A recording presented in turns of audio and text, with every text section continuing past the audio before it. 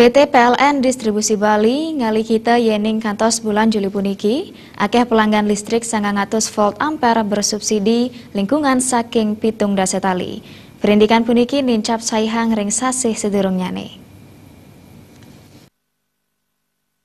Saking data PT PLN Distribusi Bali, kantos bulan Juli puniki, akeh pelanggan listrik 900 volt ampere bersubsidi, kantos pitung dasa tali 100 kutus pelanggan, kejantanang nincap saihang ring sasih sedurungyane.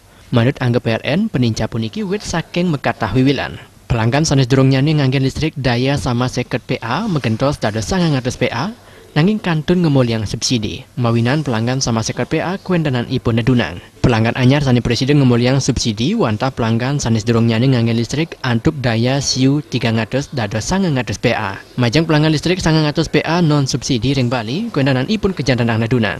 Wiwilan ipun sangkaning akeh pelanggan ngeruruh listrik subsidi, wiyaden meuwah dados pelanggan siu 300 PA. Parindikan punika dalam keturek sain sangkaning gwenten diskon per biaya pemasangan kantos 50% saking pelanggan 900 PA dados siu 300 volt ampere.